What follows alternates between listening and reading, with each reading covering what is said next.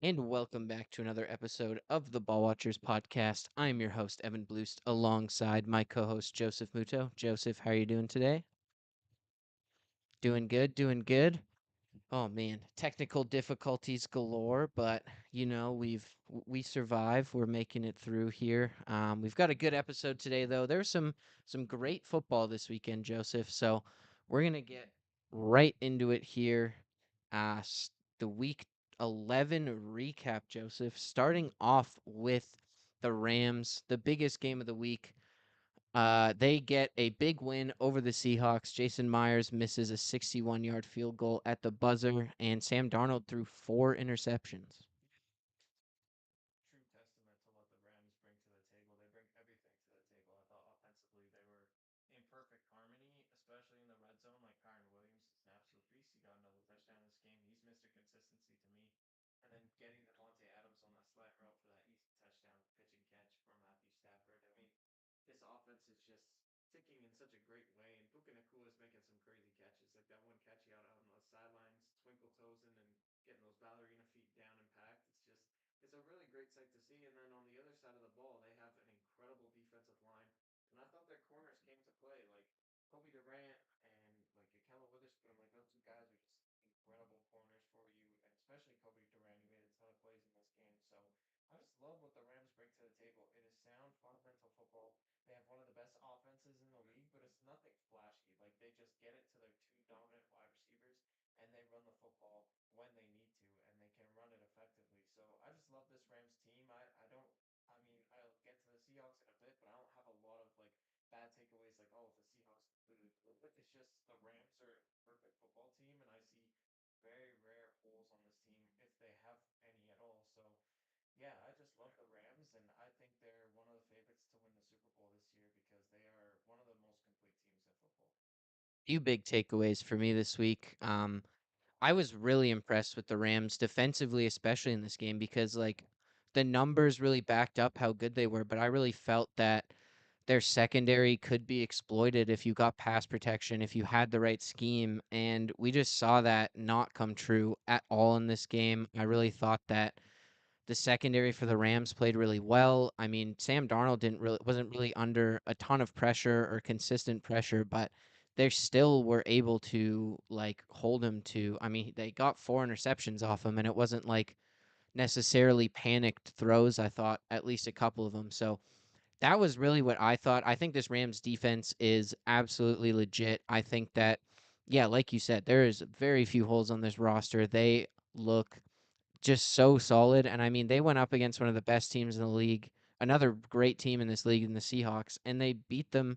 And they looked a lot better throughout the course of this game. I mean, Seattle's defense, which was kind of my second takeaway here, is like their defense is legit as well. I thought they played great in this game. This is a formidable offense that they really held to like a few yards. Like Matthew Stafford did not have his best day by any means. He didn't make any mistakes necessarily, but he just did not have great numbers in this one. And the Rams truly, in a lot of ways, benefited from a lot of short fields to score points in this game. It wasn't like there was a lot of long drives for them, but you're right, Joseph. This Rams team, no holes. And I mean, for Seattle, in my opinion, I thought this loss entirely falls on Sam Darnold's shoulders. It is tough because a lot of the blame actually should go to him because they finally got their run game intact. Like K9 went Yeah. absolutely this game. And I mean, the thing too is every single interception I think was on Sam Darnold. But it's just a matter of like his wide receivers need to get more open. Oh, for sure. JSN is getting completely blanketed. He has to make crazy one-handed catches on the other sideline, and it's just they don't have a number two wide receiver. And like Rashid Shaheed is so wide open in the end zone, and then at the last second, the quarterback just completely bats the ball out, and it would have been a touchdown. And it's just tough when you're constantly kicking field goals. Like they were in this game because like Jason Myers had like six field goals, and Yeah, then no touchdowns. on the seventh one, it was a 61 yarder, and he misses, and that's tough to convert. But yeah, Sam Darnold was just putting the football in bad situations, but at the same time, like this is a division game. You have all the time in the world because your offensive line was holding up against a really good defensive line. Where else are you supposed to go with the football? I thought the slot corners did an incredible job shutting down JSN, even though he went for 100 yards in this game. but it didn't matter. Like no one, there's not a big body presence in the red zone. Torrey Horton was out in this game. Elijah Arroyo was a complete non-factor in the red zone. I would have loved to seen him get more involved. So it's tough. Yes, it's on Sam Darnold, but I just genuinely don't know where else he's supposed to go with the football. Shaheed is a great pickup, but like that's only when JSN and Cooper Cup and Arroyo are going down on the underneath stuff, then you can take the top off of a defense and use Shaheed. When that's not there, he's basically a non-factor in the game. So yeah, 100% it's on Sam Darnold, but I don't know where else he's supposed to go with the football because they're not these wide receivers aren't creating any separation for a secondary before this game that looked really susceptible in a weak spot for the Rams. So yeah, Sam Darnold, you're making bad throws, but I don't know where else he was supposed to go with those throws, honestly. I mean, I'd say for starters, not to the defense. We can start there, but it is tough. There's definitely an issue with separation. I mean, shout out to the Seahawks Man to Man podcast. Michael Sean Dugar was talking about this at The Athletic. They like, even going back as far as training camp, he's been talking about how no one can get open in this Seattle receiving core except JSN. And I think that that's exactly what you saw in this game. But at the same time, like, four interceptions is absurd. That is careless play with the football. And I think that you can look at every one of those interceptions and blame it on Sam Darnold. And that's partially, yes, on the receivers not getting open, but that's on Sam Darnold also making the decision to throw into a cover, like tight coverage, or base not even tight coverage, just like the corners in front of the receiver. Like it's on Sam Darnold in a way. I think that even if those passes, like you throw those balls away or you check it down and you get no first downs or no big plays out of that, you would still probably have won this game because you would have made the Rams march the ball down the field and have to score a touchdown. And we really only saw them do that maybe once in this game. So I think it's a bit ridiculous to like have four interceptions if you're Sam Darnold in a game like this. It was a really big meltdown, but at the same time, I still feel pretty good about the Seahawks. I think that they have another matchup with the Rams, and I think that that is really going to show what they're like in the playoffs. They also play the Colts coming up here, so they have some big games, and we need to see how Sam Darnold plays in those. But it's I'm not worried honestly because I think Seattle's defense played so well in this game. They have a chance in any game at this point. But like, yeah, you gotta find something somewhere to go with the football, and we've seen it be an option in other games. So I don't know. This is just like everything else looked really good for the Seahawks, especially defensively, like you said. So I would still have high hopes. Yeah, you only lost by 2 points. Like it wasn't like when you lose by or when you throw four interceptions, I would say that you're assuming it's going to be a blowout, and it wasn't even close. So I do at the end of the day feel good. I'm not panicking on Sam Darnold either because the rest of the season he's been incredible. But yeah, we can't you can't have that going forward, I think, if you want to be a serious contender in the NFC. So we'll have to see how that goes. But I mean, the Rams, they're flying high. They look like one of the best teams in the league right now. All right, next up, the Buffalo Bills. They top the Buccaneers. Josh Allen, 6 touchdowns in this game, Joseph. This game was so weird. It felt like I was almost drunk watching this football game. It's like back and forth, and I don't really have like many takeaways to take out of these teams after this performance. And I think that's what we said last week previewing this game. It's like we don't know what the hell these two teams are made of, and after watching this game, I still don't really know. I mean, No. yes, you have Josh Allen going for 300 passing yards, three rushing touchdowns, and three passing touchdowns, and he goes absolutely crazy. But it's against the defense who gives up major big plays, like Evan said last week. And yet Shakir's not going off. And then you look on the other side, and Baker has an incredible game, but Ibuka put up a dud. Tez Johnson wasn't involved in the offense. Like they were just getting yards from no names, and Yeah, randoms. yeah, so many randoms, and like James Cook had a mid game, so like Josh Allen put it all on his shoulders, and this was the perfect defense to do it against, and he thrived. But I'm not looking at this performance saying, "Wow, the Bills look incredible," and Josh Allen is back. Josh Allen had a great game against the bad defense, and we expect that from him.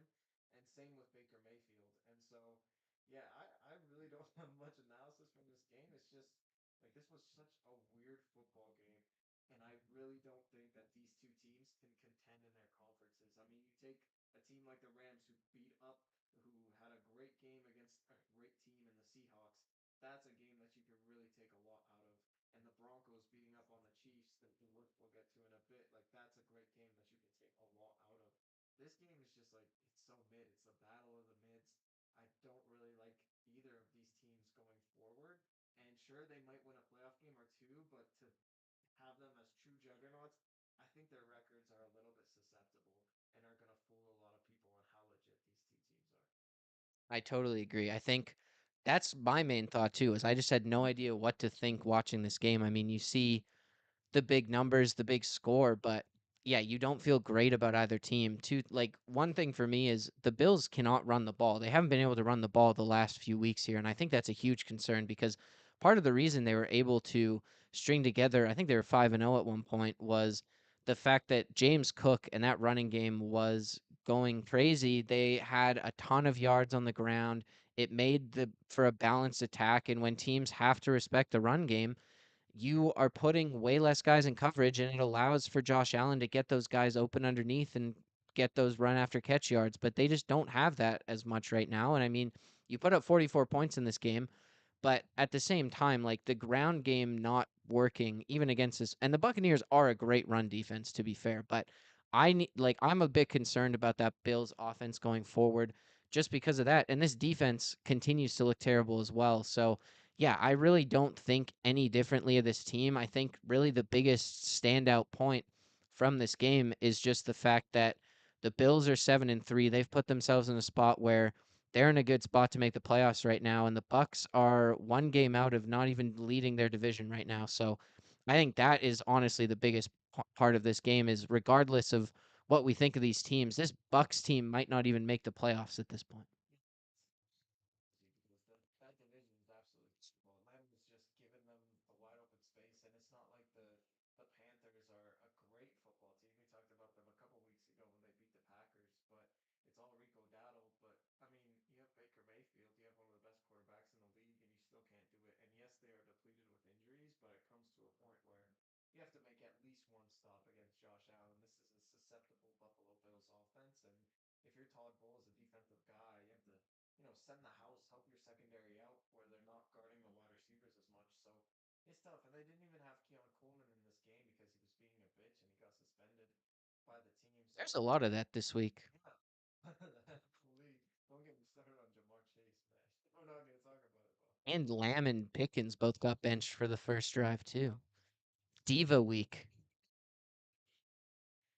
Yeah, if you're the Buccaneers, these are must-win games, and these are games like you were going into the midweek or mid-year point where you were in the first week, 8 weeks of the season, and you're like 5-2 or something like that, and yet you're sitting here and you're only have a one-game lead in your division. So it's really, really weird. You're supposed to beat up on these susceptible teams like the Bills, and you just don't. So yeah, both these teams are weird. I don't really care about much about these teams, and you know, in the middle of the season, sure, they look like, top five best balls every single week, but now it's like, I don't even know if they're in my top 10, to be honest with you, or if they're just grasping the top 10.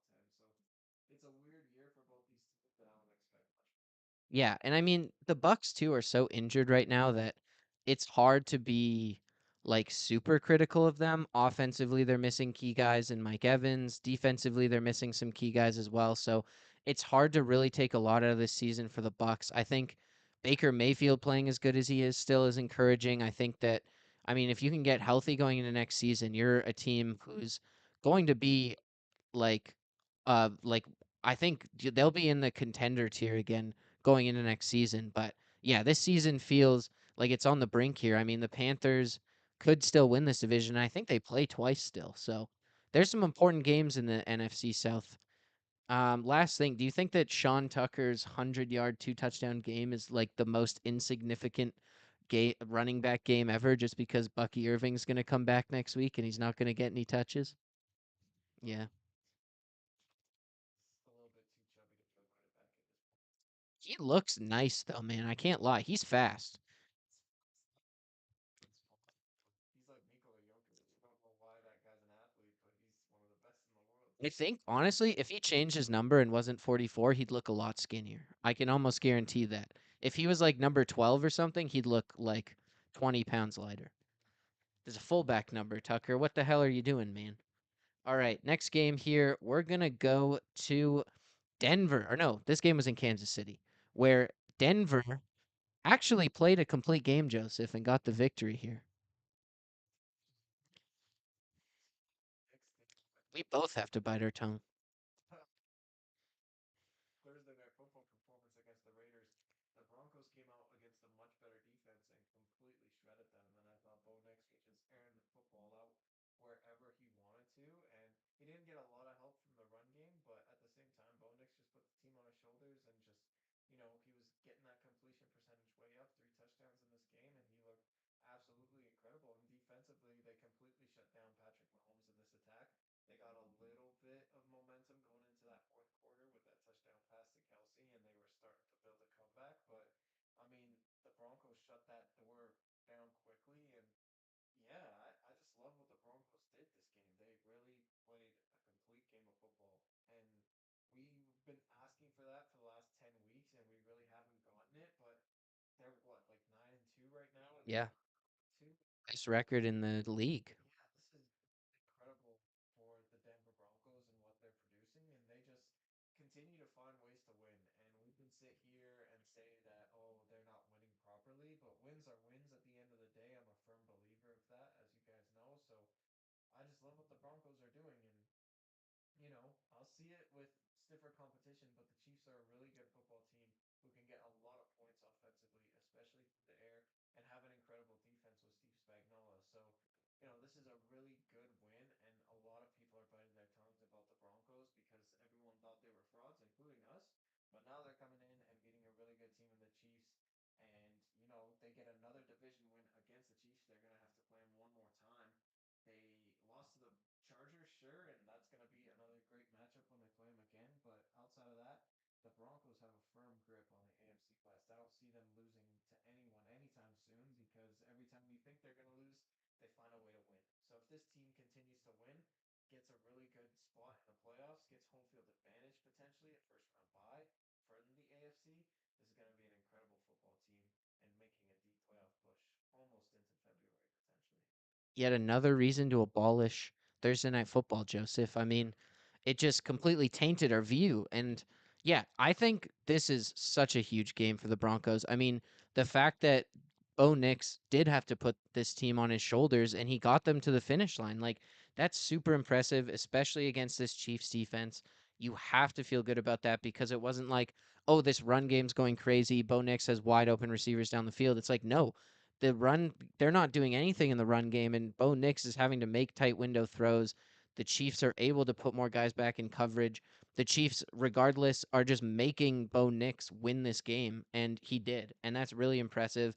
And it was a close game, but at the same time, you still feel really good. And another thing I feel really good about or just looking at the stats is Troy Franklin, 4 receptions, Pat Bryant, 5 receptions, Sutton, 4 receptions, Ingram, 4 receptions, Harvey, 3 receptions. Like, he spread the ball out. And I think that's something we were asking for. We needed to see some of these other guys contribute to the team. And I think that we're seeing that in the passing game, and it just makes Bo Nix's life easier. There's not a dominant alpha one on this team. Like, you need to spread the ball out to win these games, I think. And he did that in this game. And then on the other side of the field, the Chiefs, like, they're done at this point. Like, they're not even third in their division. They're not even close to, or they're not even second in their division, and they're not even close to second right now. Like, their chance, like, they still have a chance to make the playoffs, but it is getting slimmer and slimmer by the week. Chiefs, the numbers are not in your favor because you're 5-5 right now. Like Evan said, you're third in your division, and yes, the Chargers had a complete dud against the Jaguars, and I have no idea what the hell happened in that game. But the Chargers are still a really good football team who are only going to get healthier, so that's a wild card spot. Another wild card spot's going to be between the Bills and the Patriots. Whoever gets that, that's going to be another one. And then the third one is either the Steelers or the Ravens. And right now, I mean, maybe this is a homer pick, but like the Steelers look, a little bit better than the Kansas City Chiefs, in my opinion. We don't know what's going on with Aaron Rodgers, but the Ravens are definitely better than them right now, and potentially the Steelers are too. So And yeah, the Jags, they're in the mix as well. the Texans potentially, if I'm Yeah, not they have the mistaken. same record as the Chiefs. Yeah, Like, teams that are potentially better than the Kansas City Chiefs. And if you're Patrick Mahomes, what are you doing at this point? Like I don't really know. You're balling your ass off, and ever since they lost Tyreek Hill, the offensive line has gotten completely worse, and the defense has gotten better, sure, but like it's just never clicked, and they've masked it because they've been so good in the playoffs. But they have to make the playoffs first. Like there's a lot of teams in sports like the Dodgers or like the Tampa Bay Lightning in the NHL where they just want to get to the playoffs and just make it so that they can just completely go crazy in the playoffs. But the Chiefs have lost sight of that this year, and that formula has worked over the last couple of years, and they just do whatever they want. It doesn't matter the seed, but now they're at risk of not making the playoffs. So, they looked really good at like week 5 or week 6, and we were putting them at like third in our top 5 list. But now it's all of a sudden like 5-5. All of a sudden it goes ding, ding, ding, and you're sitting yourself at 500. So it's really, really tough if you're the Kansas City Chiefs. You might not make the playoffs, and then everyone's going to go absolutely ballistic, and the storylines are going to go crazy. And yeah, there's some madness brewing in Kansas City for sure. Yeah, and I mean, the biggest thing to me is that offensive line. Like, you cannot like they just relied so much on Patrick Mahomes. They said Patrick Mahomes can mask all these holes. We'll trade away an All Pro from last season to the Bears for a fourth round pick. We don't need him. We don't want to pay him. We want that money off our books. Blah blah blah blah blah. Trey Smith's gonna come in. Like they drafted well, but Josh Simmons has not been able to consistently stay on the field. And Mahomes is just under pressure. And yes, he's a guy who can make plays on the run, but the supporting cast is also not what it used to be. Like Travis Kelsey is a huge reason Mahomes was able to make plays on the run a lot of the time, and he's just not what he used to be. Rashee Rice can only do so much as one guy, and Xavier Worthy is not a reliable number 2 wide receiver at this point. Like they have put so much investment into the defense, and the defense is still really good, but there is just not a lot around Patrick Mahomes that really can help him at all. So I think that like they're really going to have to make some tough decisions this offseason and revamp that offense because Patrick Mahomes, while he is one of the best quarterbacks we've ever seen play football, he's still and we're seeing that when there's 11 or 10 other guys on the field, Mahomes can't do everything. All right, next game, Joseph. The Buck or not the Buccaneers, the Eagles. They ruined the week 2 of Dan Campbell calling plays. It looks like he wasn't the secret to their offense working. I think the defense looked very, very good for the Detroit Lions, only holding the Eagles to 16 points, and offensively they have to get their screws on right. But yeah, on the other side of the football, it was really weird. They can't run the ball. I can't stress it enough. And Jameer Gibbs, yes, he went for 1,000. Sorry, not 1,000, 100 receiving yards, but only like 30 rushing yards in this game. And there's a big difference, like getting out into the backfield and being like an extra outlet for your passing game, or just bruising it down a team's throat if you're rushing the football. And it just didn't happen for the Detroit Lions. I mean, Jameson Williams had a crazy touchdown in the first half, but outside of that, Amon Ra didn't get going in this game. You lose Sam Laporta to injury last week, so he wasn't on the football field. It's just like I've said it time and time again. They're too reliant on Jameer Gibbs and Amon-Ra St. Brown, and when that's taken away from you, and the Eagles are going to take that away from you with Quinion Mitchell and guys like Jalen Carter, Jordan Davis, and Jalen Phillips. Those 3 guys had absolutely crazy games, batted balls at the line of scrimmage, sacks. Jalen Phillips had an incredible debut for the Eagles, so I absolutely love that. And it's just tough if you're the Lions. Like if you go up against good defensive lines like the Eagles do, how are you supposed to run the football? And this offensive line, especially in the interior for the Lions, has definitely diminished in the offseason. And you're really seeing that now come to fruition. And they're losing games that they probably should win because the Eagles offensively did not look good. They continue to not look good. Devontae Smith and A.J. Brown were complete non factors in this game, in my opinion. But like the Lions couldn't do anything themselves, and that's just because they didn't have the firepower to combat that great defensive line that the Eagles have. So when you go up against stiffer competition like a great defensive line like the Packers or the Eagles or the Rams, you are not going to win these football games because they're going to plug it up the middle, and your runners are going to have nowhere to go with the football. And then Jared Goff, who to me is a system quarterback, cannot play action and as a benefit off the run, and has to make plays on his own, and he just can't do that at this point in his career. So it all starts with the running attack. You have to run the football effectively, and you have to find a way to run it to the outside using Panay Sewell or running better against stiffer competition on that defensive line. So that's a big must for the Detroit Lions. Yeah, you can't play smash mouth football if you can't run the ball. I mean, for me, this game was complete. This was just too much Dan Campbell. It was way too much. I mean, when you, after the second or third, fourth down that you don't convert in a row, just stop. Like, make Philadelphia work for it. Because they were struggling to get yards too. They were struggling to move the ball. But, I mean, you gave them such good field position that they didn't even have to move it far to get some of those points. And I just punt it. Like, it was the same thing kind of in that Seahawks game. It's like Sam Darnold just dirt those balls and you punt it back to the Rams, and at least you have can play the field position game. But the Lions just kept giving them great field position.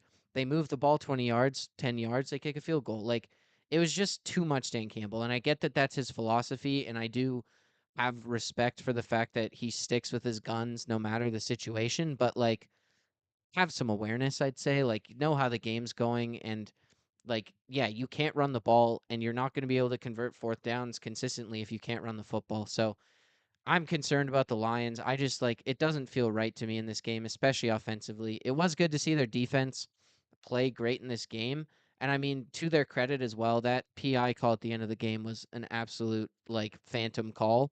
So they maybe should have had another chance at this ball and maybe could have scored, but like, I don't feel hopeful. Like, this game made me so mad. I stopped watching because at a certain point and watched the highlights later because it was just like, what is happening? Like, it was just so frustrating by the third quarter. No one could move the football. And for the Eagles, I mean, they just win games. Like, they find ways to win. Their defense is great. Their defense, I think, has hit the level they were playing at last year. So I like, the offense still is not working out. AJ Brown's still whining and crying all the time, but they're winning football games. So I don't really know. Like, you can't really discredit them. At all because, like I said about the Chiefs, they're a team that just wants to make the playoffs. And we saw Jalen Hurts last year in the playoffs just make some incredible throws, and that's the reason why they made it to the Super Bowl. And he was incredible in the Super Bowl. So I'm not worried about Jalen Hurts. A little bit concerned about Saquon Barkley, the fact that he had such a great year last year and he's not performing and producing at the same rate after they only lost Makai Becton in the offseason. And sure, the offensive line has been injured, but it's basically the same people intact there, and Saquon just can't run the football. But that defense is playing at an elite level. They still have Vic Fangio just hyping up the boys, and I think Zach Vaughn and Jahad Campbell just a true testament to them, and they make that defense tick. Stuffing the run, making sure everyone's good in pass coverage. It's just those guys are an incredible duo. So shout out to them. But yeah, Jalen Hurts is going to be fine. I think this offense is going to get right.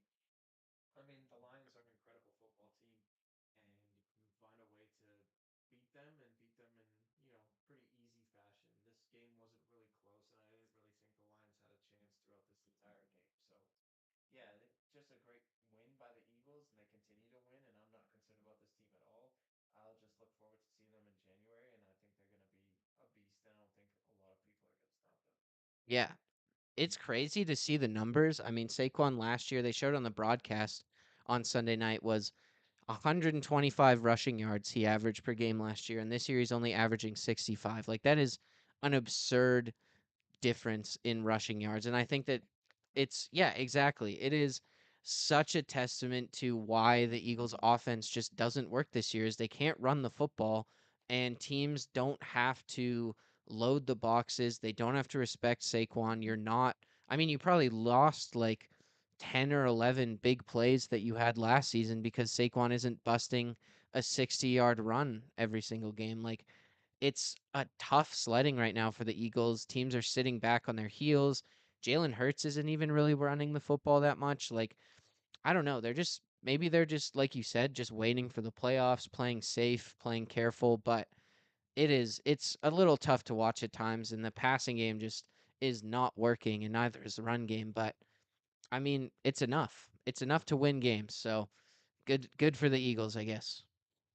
And the last game we're going to talk about here is the Ravens. They almost blew it, Joseph. Their trip to the playoffs, they almost blew it, but they make it to 5-5. And we got to see your boy Shador Sanders in this one, Joseph. The Ravens top the Browns. At the same time, it was tale of two halves, and The numbers do not look good. but it's just so tough because you come in there, you're not expected. The game the crowd is like going crazy for you. And Shadur was just under so much pressure. I thought Jim Harbaugh just set the house, and so many times six guys are already in your face, and Shadur's trying to make a play. It's just tough for Shadur to go into that environment. And I don't take anything away from his debut. I want to see what he did last week, but even in the couple throws that he made, it's like, wow, this is way better than Dylan Gabriel. And I just don't think that the Browns organization wants to play him. I don't think Kevin Stefanski likes him at all, which is wild because Stefanski's probably going to get fired at the end of the year. So you have to throw anything at the wall to make it stick at this point. Yeah, I think Shadur looks fine. I really want to see him in the next 5 weeks and develop as a quarterback and grow and see if you have something because you're going to get a high draft pick. You're probably going to bring in a quarterback. Is there going to be a quarterback competition between him and Shadur? We'll find out. But yeah, I want to see more Shadur. I don't take a lot away from his debut, and I'm excited to see what he does next week. But for the Ravens, this defense looks incredible. And we said it last year, like in the first half of last year, they looked absolutely atrocious. Second half, they looked like the best defense in the league, and that's exactly what they're doing again this year. I mean, they were the worst against the pass at the beginning of the year, and now they're one of the best. Like Nate Wiggins and Marlon Humphrey are making plays like absolute crazy, and it's allowing Kyle Hamilton to creep up more to the line of scrimmage and get into the box. And him and Roquan Smith are an unbelievable duo that just gets after tight ends, gets after running backs, and they're surefire tacklers. And the defensive line looks a lot better because they're getting help from those linebackers blitzing off the edge. So their defense looks incredible. Lamar looks like Lamar, and they're finally getting the ball to Derrick Henry 100 yards again in this game. He went for a rushing touchdown. So yeah, they're a more balanced attack offensively, and they are getting after quarterbacks defensively. So this is one of the best teams in the league. I almost put them in my top five, Wow. even though they're only at a 5-5 record. But this is the hottest team in football right now. They're on a 4 game win streak, I'm pretty sure right now. So it's incredible to watch them and how they're performing, and I just absolutely love it. It's good for the Ravens, and I think that they are going to be a sneaky team in January. That's going to beat a lot of these like big-headed teams like the Colts or the Patriots or the Broncos. I'd bet my money on the Ravens. I said that last week, and I think that they are one of the best teams in the AFC, and they're my favorites to make it out into the Super Bowl. I like that. I mean, the Ravens hand this game to Cleveland on a platter, and they can't even get the win. If you're Cleveland and Dylan Gabriel comes back next week, I don't care how Shadur played this week at all. If Dylan Gabriel starts next week, like, what the hell are you doing, man? Regardless, like I don't care if Gabriel plays better. He does not have any sort of ceiling. Like I think we've basically seen as good as Gabriel can get. Shador at least has the possibility of playing better and being a guy who's a legit starter in the NFL, and you don't even want to give him a shot. Like it doesn't make any sense. It's like borderline malpractice in my opinion. Like it's ridiculous. Your season's over. You have 2 wins. Who cares? Just play Shador. It's ridiculous. The other thing, Miles Garrett with 4 sacks in this game. This Browns defense is great. This was not a good Lamar game by any means. And I mean, like Miles Garrett, he genuinely might be the best defensive player, like maybe not of all time, but he's up there right now, man. He's close. All time, no. But I mean, he's the only player who's recorded 12 plus sacks in 6 years in a row. Like he's getting up there into like talk. He's a Hall of Famer 100% at this point in his career. Say so too. Miles Garrett is legit, and he's always legit, especially because he's never had a running mate. He reminds me a lot of J.J. Watt, and I know TJ's in the league and he's his brother, but J.J. Watt being in Houston, not getting a lot of wins, but getting a ton of recognition, and he's liable to go for 20 sacks any given year. Miles Garrett reminds me a lot of J.J. Watt, so yeah, all the power to Miles. Can you finally admit that he's better than TJ Watt? It's just the consistency. I think peak TJ Watt is better, and I think that he can, impact the defense better than Miles Garrett. But over a consistent career, I'd say Miles Garrett has had the slightly better. Yes. He's insane, man. He's such a monster. I think any other team, he would be regarded as so much more of a better player. And I think that it's just the Browns suck every single year. He has no, he has what, like 1 playoff game in his entire career that he's played in, or two? I guess two, because they won against the Steelers. So Yeah, but that's atrocious. I mean, you want to see like Miles Garrett if he was on any other team. I cannot believe he signed up for 5 more years of this. It's ridiculous. But last thing I'll say in this game is just it's really encouraging to see the Ravens play this well in a game where Lamar just was not doing or not up to like the Lamar standards. I think that's really encouraging going forwards because even when Lamar, I mean, that Bills game, Lamar played lights out and they lost. And then there's games like the Lions game where Lamar didn't play that good, but his not no one else did on that team. And then you come to this game, Lamar doesn't play great, but the defense plays great and they get the win. So I think it's really encouraging that you're seeing the rest of the team step up here and kind of give Lamar some support. So I'm also feeling really good about the Ravens. I think they're going to steal this division from the Steelers pretty easily, especially if Aaron Rodgers has to miss significant time here. So I feel good about this Ravens team. I agree with you for the most part, Joseph. They're looking dangerous. Their guys are coming into their own, especially defensively, and it's gonna be it's a fun thing to watch. All right. Let's move into our Week 12 preview here, starting off with Thursday Night Football, the Bills and the Texans. Two-game streak. They're looking kind of good. They're at a 5-5 record right now, and I just don't like what I'm seeing from the Bills. And I think it's a trap game on Thursday Night Football, and I think the Texans can take this one, honestly. And they have the best defense in the league, in my opinion. And I think Josh Allen going from one of the worst defenses and playing incredible to now the best defense in the league. I think Josh Allen's going to have a wake up call. I don't think these wide receivers are going to get open as much as they did against the Buccaneers, and I definitely don't think James Cook is going to get right in this game either. So this is going to be a defensive game. This is going to be a gruesome game, and this allows C.J. Stroud to get right if he plays in this game, and if not, Davis Mills can literally torch this defense. So give me the Texans. I'm taking the better defense, and yeah, I like the upset here. It's a sneaky game for sure. I can't trust Davis Mills to win this game though. I think that Sean McDermott is going to be able to dial something up that really just makes Davis Mills play bad football because while this is not a good defense, I think that Sean McDermott is a good enough defensive guy that he will just confuse the hell out of Davis Mills, cause him to make some mistakes. I also just don't think that the Texans can run the football on anyone, and they're going to have to rely on Davis Mills if they want to win this game, and I just don't see that happening. I mean, they won, excuse me, 16-13 over the Titans this week. Like, give me a break. The Bills are a lot better than the Titans. So, yeah, I've got the Bills, but I think this is going to be a really interesting test for the Bills offense. They like this Texans defense is probably the best in the league. Josh Allen's going to have to make some plays. He's going to be under pressure. The run game's going to have to get going. So this is going to be an interesting test for this Bills team. It's Thursday night football. Like it definitely is a game that could be an upset, but I can't get behind Davis Mills and the Texans offense because I mean, you can't even put up 20 points on the Titans last week. Like, come on, man. They're terrible. They couldn't run the football on the Titans. Like at that point, like give me the Bills. It doesn't matter. If your offense is playing that bad, you just can't win games. All right, next up, the Colts and the Chiefs. This is a good game, Joseph. It's the try. It's true. They're coming off the bye. Even though the Chiefs love to beat up on the Colts, they have consistently throughout the entirety of since I've been watching both these teams. This matchup always goes to the Chiefs, but I'm taking the Colts in this one. I think Jonathan Taylor, fresh week off, and he's gonna be rejuvenated and coming off Berlin trip. He's gonna be rejuvenated and just rushing down this team's throat, and that can allow Daniel Jones to play action. And I think that the secondary for the Colts is sneaky good, and it's going to take a lot away from Patrick Mahomes.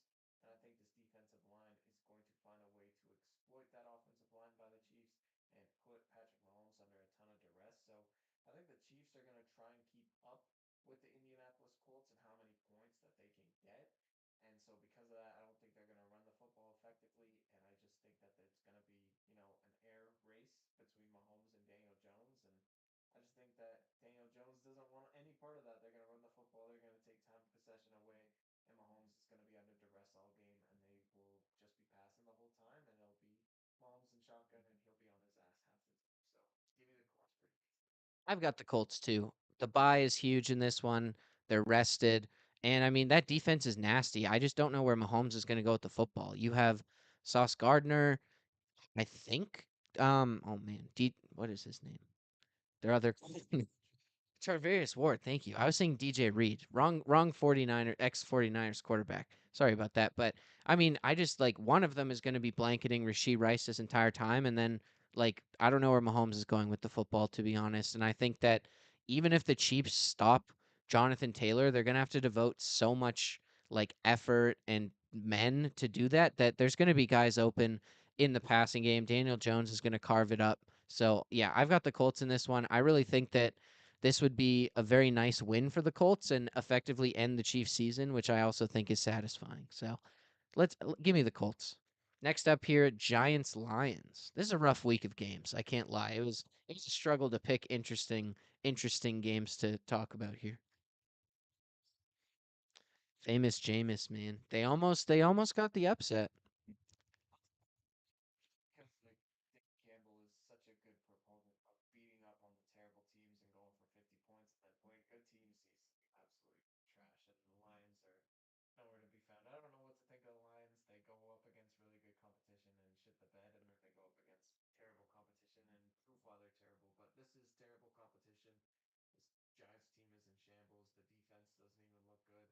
The offense, I mean, Jameis looked pretty good in this offense, but they can't run the football. So give me the Lions pretty easily, and I think that they're going to beat up on another bad team. I've got the Lions as well. I just think, I mean, the Lions are just in desperation mode here. They're 6-4, which isn't horrible, but they're not in the playoffs. And the Packers, who also kind of feel like frauds, are ahead of them in the standings. Like, if they want to make the playoffs here, they got to start winning some games, especially against these bad teams. So they're going to beat the Giants. I think that I mean, I don't know, man. Jameis Winston is going to make some mistakes, and the Lions are a team that can capitalize off of that. He played a clean game against the Packers, but that Packers secondary is nothing impressive in my opinion. So I feel pretty good about the Lions in this one. Desperation is going to just fuel them. And I mean, I don't know. I think they can run the ball in this team. The Giants are not that great of a defense, regardless of how many like big names they have. And I mean, they're just gonna like the Lions are just gonna be able to do what they want. All right, next up, the Rams and the Bucks, Joseph. Another desperation game.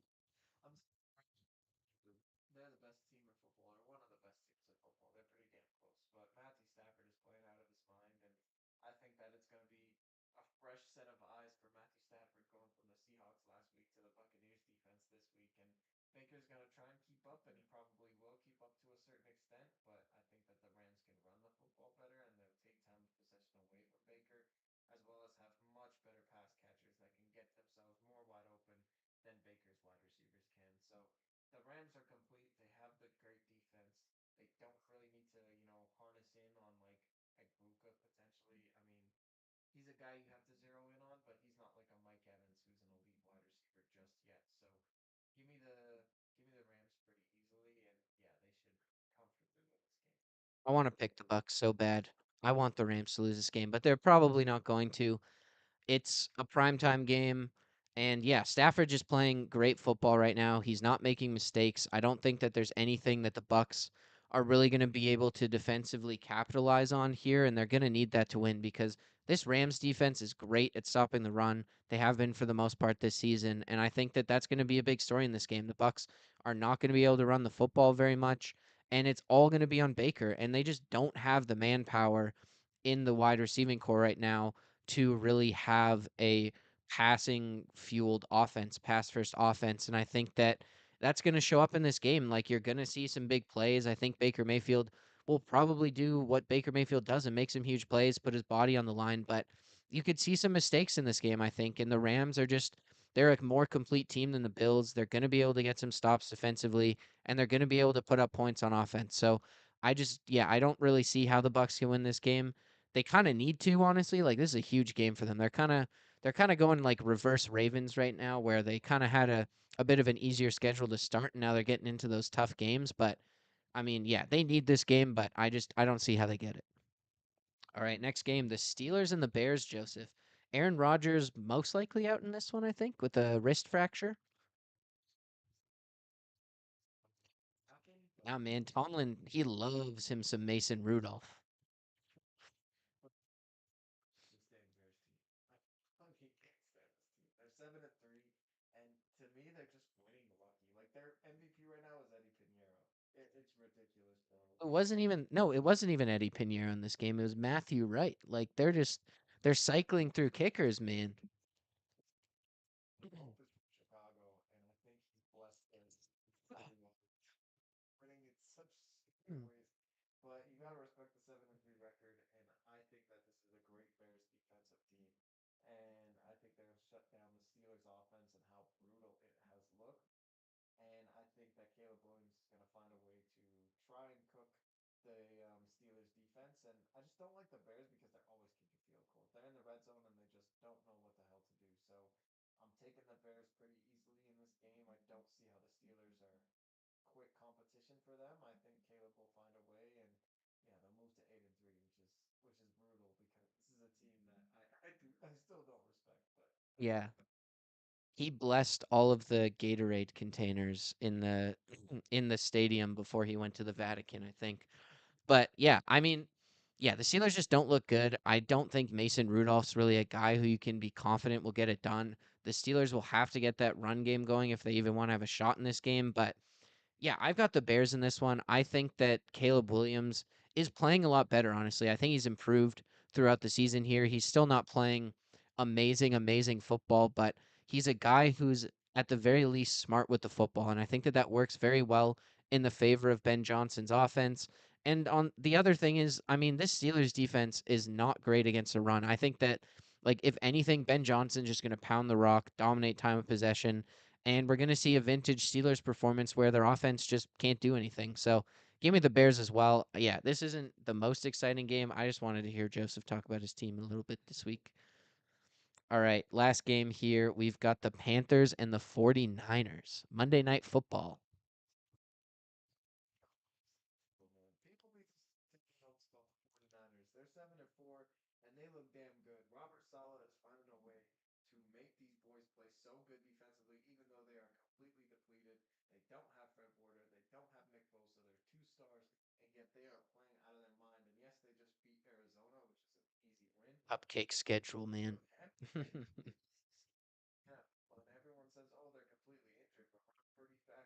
Christian McCaffrey is playing out of his mind. George Kittle is also playing out of his mind. They don't need wide receivers. They need to run the football and play great defense. That's exactly what they're doing against bad competition. They have the easiest schedule in the league. This is a team that is in a wild card race right now. And quite frankly, I don't think anyone is beating them in that competition. Seattle's going to take one of those, obviously. The Packers are probably going to take the other one. And then you're Who going to have the knows, man? Vikings. Take the 49ers. They've played consistent football all year. No one's talking about them. Christian McCaffrey's been one of the best players in the NFL all year, and no one's talking about that. So the 49ers are a sneaky team who are good on all phases of football. Yeah, give me them against the Panthers team who's kind of struggling right now, especially in the passing attack. So give me the 49ers. Joseph, I'm gonna disagree with you here. I've got the Panthers in this one. I don't know. Bryce Young, almost 500 yards passing in that game against the Falcons, and by no means are the Falcons a good team, but I don't think the 49ers are that good of a team either. I think that they're benefiting from that easy schedule, and we've seen them when they've gone up against better teams, besides maybe that first game against the Rams, they've really crumbled. And I personally just don't trust them. I don't really trust Brock Purdy. And I don't know, man. I just think that Brock Purdy's going to be able to throw the rock around this game. I think that the Panthers are going to get the run game going. It's going to be a bit more of a high scoring game, but I've got the Panthers. I also think that the Panthers are motivated, man. They see that division title in sight. They're going to watch the Rams beat the Bucks on Sunday Night Football, and they know if they get a win, they're in the lead for this division. So give me the Panthers this week. Joseph, Balls of Steel lock of the week. I'm 6-5, you're 4-7. It's been tough sledding. It's so bad. 4-7 is brutal. I mean, Hey, we pick games that aren't brainers, you know? Steel balls. I'm taking the Colts over the Chiefs. Maybe that's not the greatest because the Colts are the best team in the league. They're only favored by 3. So give the Colts, man. You know what? That this I think only favored by 3 is really good for me because it's not like a surefire lock. But at the same time, the Chiefs look absolutely terrible, and the Colts look absolutely amazing. So I really hope I get this one right. I think I'm on a really bad losing streak, but I gotta trust my Colts. I don't think I'm taking them all year. The balls You of did. steel lock. You blocked them.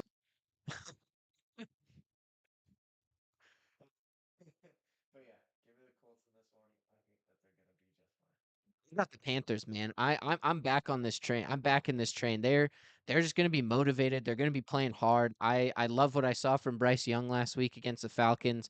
They're getting more receivers involved. Like Leggett had a big game too. So Tet had a huge game as well. I think that no one's gonna be able to cover Tet McMillan in this game. Bryce Young's gonna air it out. Rico Dowdle's gonna go crazy, and they're gonna get that victory, and they're gonna sit atop the NFC South at the end of Week 12. So I'm looking forward to it. I don't know, man. I feel like I just have a feeling about this. I just feel like the Panthers are going to win. So give me the Panthers. Last segment here, Joseph. Top five best balls. Pick this change. Number five, I got the Seahawks. I mean, Oh, you took them out initially. give Broncos, man. I know they beat the Chiefs and they beat them in a nice way, but it's just something about those Broncos I just don't like. So I'm taking the Seahawks. I think that they have an incredible defense still. I think they ran the football, which is a really good sight to see against the Rams.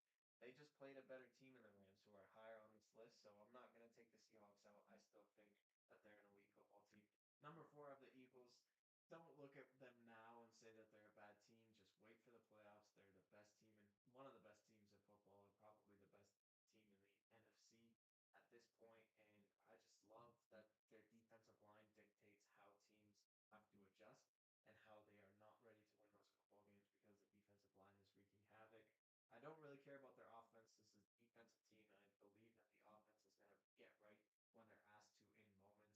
And I just think that they are pacing themselves for another Super Bowl run here.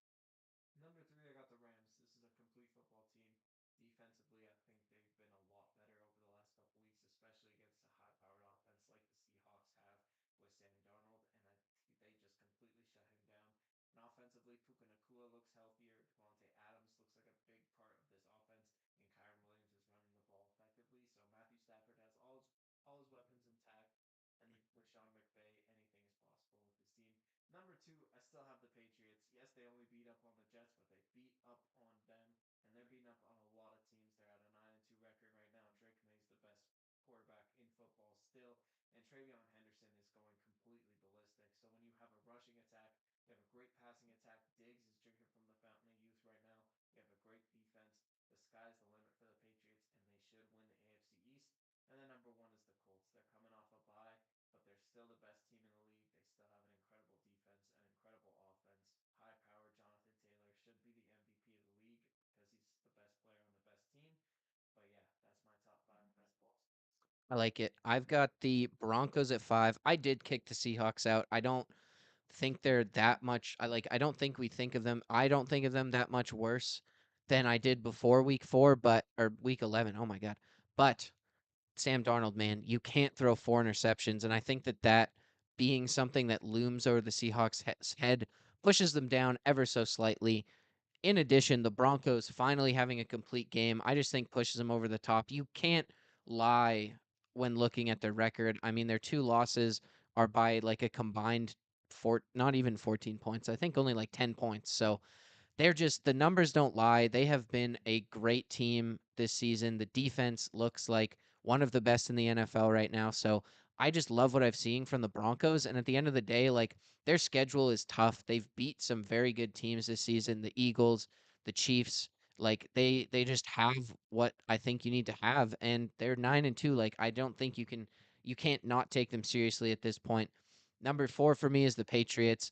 I'm still a little skeptical at this point. But again, the numbers don't lie, the record doesn't lie, and the quarterback Drake May is playing at a higher level than Bo Nix, which is why I have him over the Broncos here. But before they can jump really any higher for me, they need to beat a good defense. I was looking back, and it's like they have played terrible defenses every single week, and I need to see them beat or play good against a team with a good defense here because they have not done that yet. So if they can, they need to be a bit better. Or I mean, they don't play any good defenses this year is the thing. So that's part of the issue. Like, see me in week 16 when they play the Ravens, maybe. But yeah, this Patriots team is great. Their defense is good. Vrabel gets the best out of it. They've finally given Henderson the reins, and they have a run game. And Drake May is just playing lights out. They have receivers. And yeah, there's not really a lot of holes with this team, in my opinion, except for their youthful nature, which isn't a great hole, but are a great like excuse to put a team lower in the rankings. Number three for me right now is the Eagles. I mean, their offense still at times terrifies me, but they just find ways to win. They've beaten good teams, they've beaten up on bad teams, and that defense is just championship level as it was last year. So I really feel good about this Eagles team going forward. And like you said, it's all about the playoffs here. They're a team who's going to make it, and they're a team who's going to be an incredibly tough out. Number two for me is the Rams. Just no holes. They really proved a lot to me last week with their secondary playing so well. They did not allow any big plays, really, except for that one handed catch by JSN. And if anything, that was just a fantastic play by the receiver. Can't really fault the DB there. So I feel like they answered the one big question I had and was talking about the last couple weeks with that secondary. And yeah, it doesn't feel as vulnerable. And that offense with Matt Stafford is just high powered. So they can beat any team in the league right now. And then number one is still the Colts. I mean, that run game is unstoppable. And like Sauce Gardner, I just feel like he is going to make this defense next level. I just have a feeling about it. And I mean, they're another team, only 2 losses. They feel like a team that's just on an absolute heater right now. And they're just so fun to watch. All right, that does it for this episode, Joseph. Thank you all for listening to the Ball Watchers podcast. We'll be back next Tuesday with another episode where we break down, or no, we preview the Thanksgiving games. Next week's Thanksgiving, Joseph, the best day of the year. And then we'll give you a recap of these Week 12 games as well. So make sure you check that out next Tuesday. Make sure you follow us on Instagram and TikTok at Ball Watchers Pod. Post lots of clips over there. You can DM us there too if you have any questions or things you want us to talk about on the podcast. And follow us on YouTube. We live stream every episode now, so at Ball Watchers on YouTube if you want to check that out. So we will be back next Tuesday with another episode. Thank you for listening. Stay up, Ball Watchers.